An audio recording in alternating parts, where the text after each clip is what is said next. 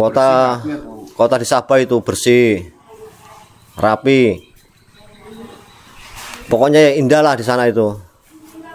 Cuma yang Bapak yang bikin tidak indah kan ngapa Bapak masuk penjara gitu loh. Jadi tidak indah. Pahit pengalamannya.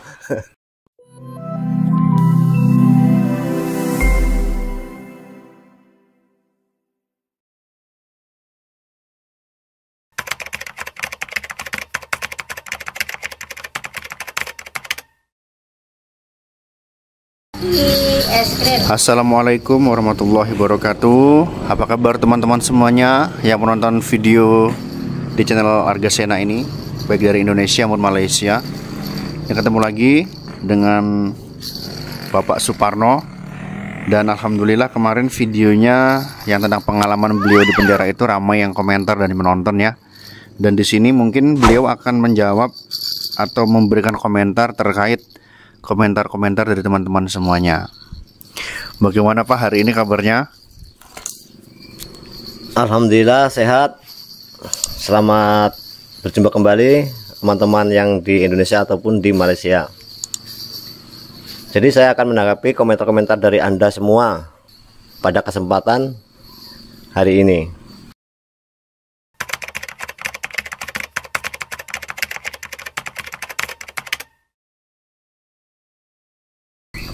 Ini Pak ada komentar bagus nih dari Said Faisal Maddasah.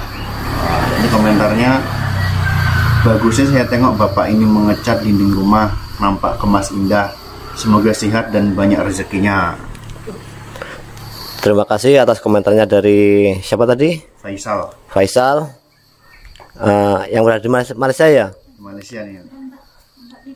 Alhamdulillah Bapak sekarang ini sehat dan tidak ada kurang satu apapun. Semoga yang di Malaysia pun sehat juga.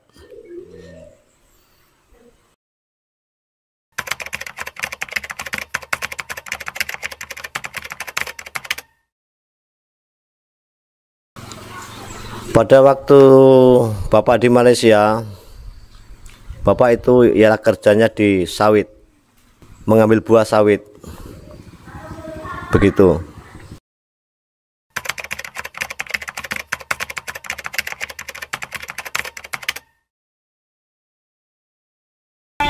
Oke.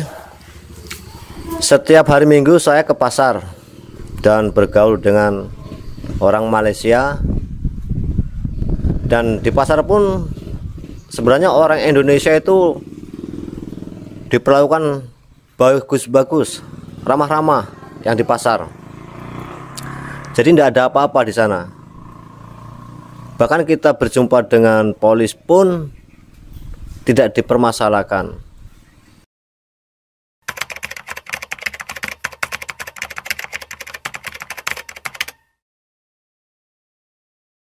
Kalau awalnya tuh kita baru bergaul dengan polis, kita tidak mau menyebut identitas kita. Tapi setelah akrab sering minum sama-sama, nah barulah kita berani mengeluarkan identitas kita.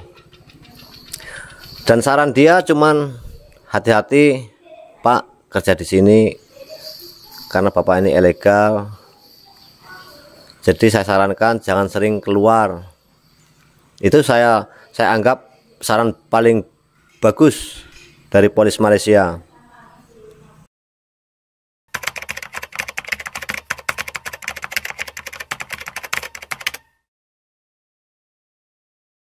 Kalau informasi mereka bisa tahu di situ banyak TKI ilegal, kita juga tidak tahu. Entah informasi itu dari mana juga kita tidak tahu. Karena pada waktu itu kita ini masih di ladang, di kebun. Jadi yang 13 orang ini di kebun, yang lainnya masih di camp pada istirahat. Karena pada waktu itu hari Minggu kita masih ada kerjaan di kebun, kita kerja di kebun sebanyak orang 13. Yang selain 13 itu dibawa ke kantor polis, sedang saya belum. Lah, daripada saya nanggung cuma sisa tinggal 13 orang, kita sebenarnya jumpa dengan polis, tidak dibawa. Tapi kita ini udah nanggung tinggal 13 orang. Udah bingung, ikut sekalian. Padahal polisi itu bilang jangan ikut, Mas, Pak, jangan ikut. Tapi kita ini udah nanggung, tinggal sedikit, masuk sekalian lah. Begitu ceritanya.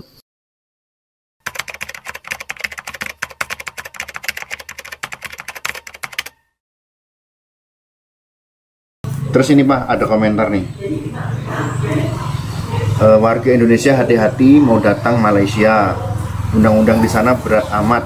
Kalau tak tangkap oke, tapi kalau ditangkap kamu bisa merana dong. Kerja aja di tempat sendiri. Itu dari Jam Enterprise. Nah, tanggapi Pak. Nah. Oke. Sekarang kita berbicara soal kerjaan. Setiap negara mempunyai kerjaan masing-masing, dan setiap negara juga memerlukan tenaga asing. Jadi saya kira kerjasama yang bagus pasti ada jalan keluarnya yang bagus, biar tidak ilegal seperti saya macam ini tadi.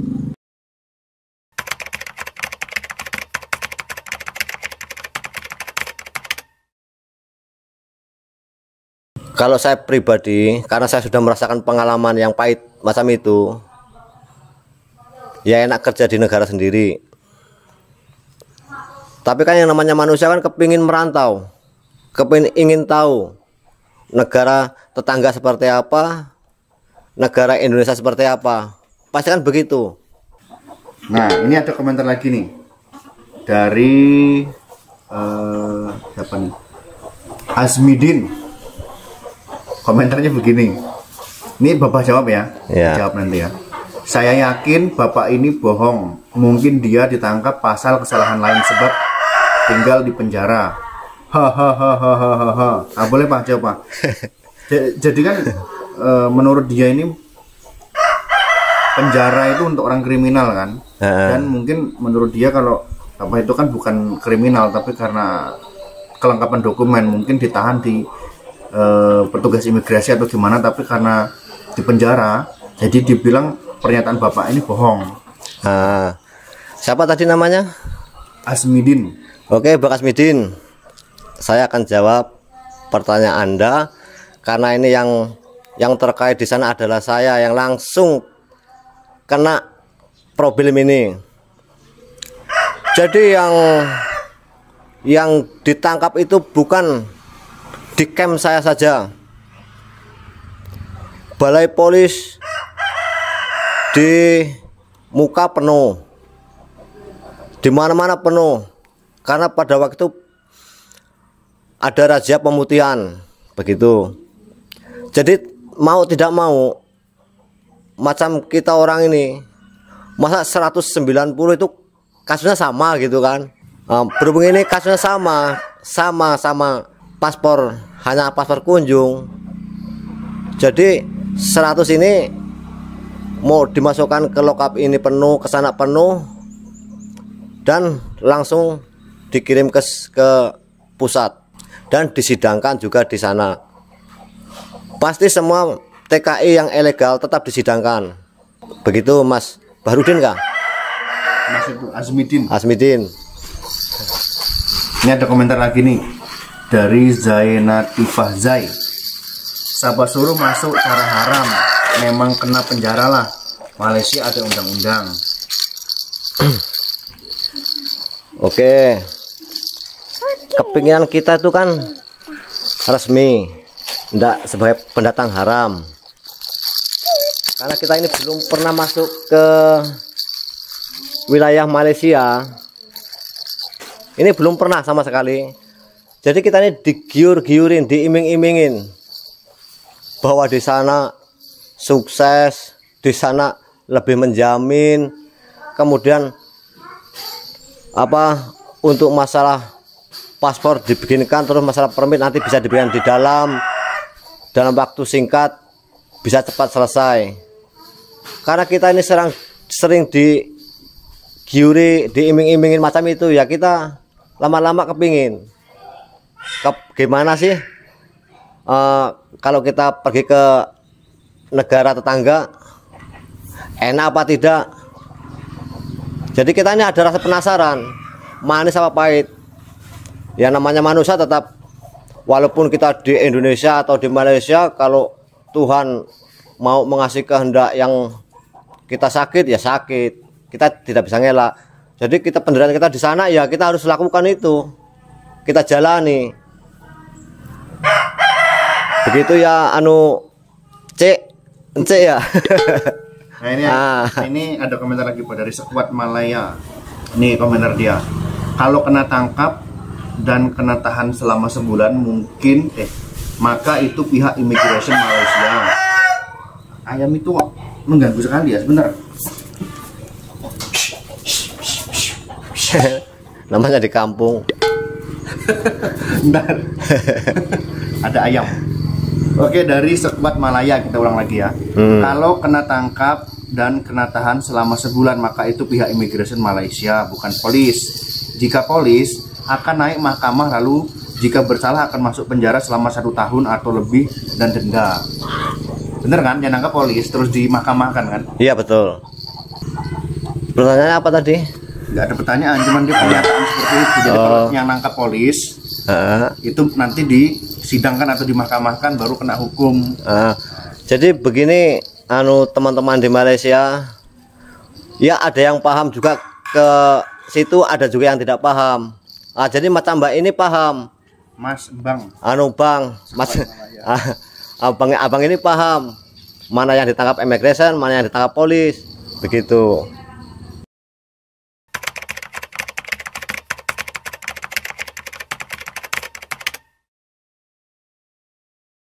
Polis langsung yang menangkap. Polis. Jadi bukan kasus kriminal Pak ya? Bukan. Ya kalau bahasa Malaysia pendatang haram gitulah.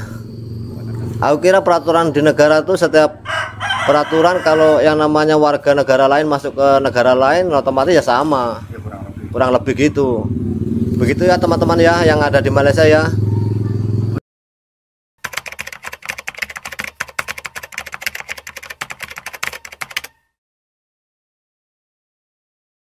Kalau perbandingan mata uang itu lebih besar di Malaysia. Terus gajinya pun lebih besar di sana. Kemudian kerjanya sih ya kurang lebih. Kalau yang kena yang berat ya berat, yang ringan. Cuma masyarakat di sana di Malaysia ini sebenarnya ramah-ramah yang di pasar itu. Karena kita banyak kawan di sana. Kawannya baik-baik semua.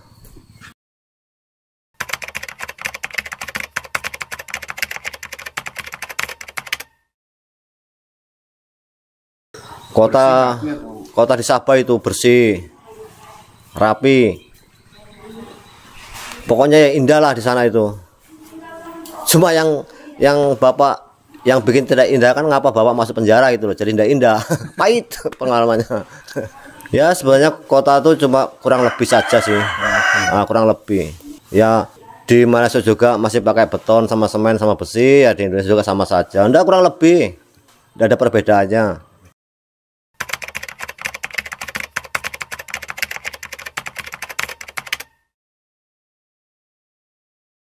Ya karena waktu itu kan Argasena ini masih kecil, umur kurang lebih 7 tahun. Kita kan masih senang merantau, pergi. Jadi kalau dulu walaupun punya hasil besar karena kita pengalaman untuk ke daerah lain belum punya. Jadi kita tinggal dulu. Kita pengen mencari pergaulan, pengalaman, bagaimana sih kehidupan di negara orang, bagaimana sih hidup di kampung, di luar kampung kita. Maka penghasilan kita tinggal, kita pergi dulu keluar. Setelah sudah tua ini sudah tidak bisa keluar lagi, udah malas mau keluar. Jadi ya kita tekunin kerjaan kita di Indonesia. Ya hasilnya sama saja kurang lebih. Tinggal bagaimana kita mengatur kerja kita, keuangan kita, terutama keterampilan kita lah. Begitu.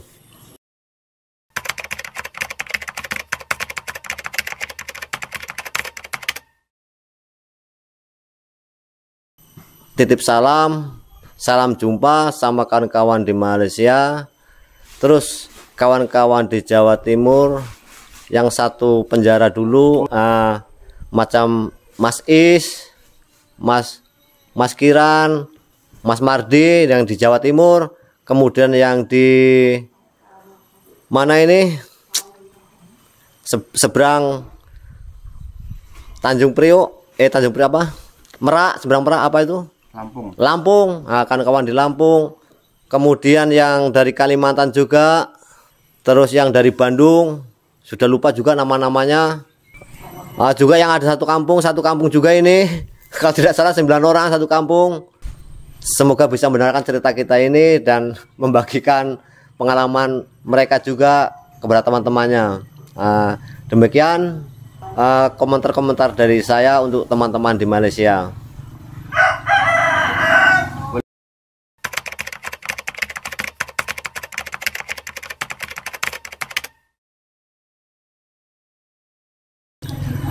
Semoga teman yang ada di Malaysia, teman-teman di Malaysia ataupun di Indonesia, ya semoga sehat, semoga banyak rezeki, tambah pertemanan, jangan banyak permusuhan.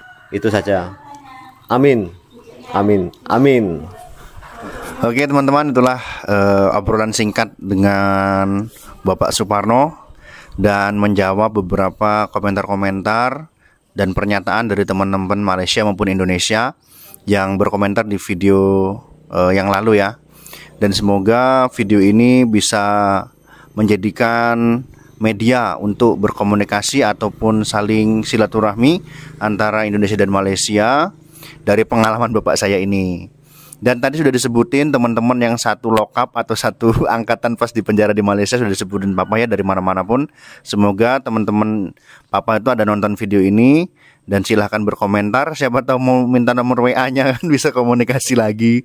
Bagaimana kabarnya? Udah nggak ada kabar, udah lama ya, udah berapa tahun kan? Berapa tahun depan? 2003 sampai sekarang 2021. Udah tahun. No, udah 20-an tahun ya. Oke teman-teman, itu saja yang bisa kami posting pada hari ini. Terima kasih sudah menonton. Salam serumpun.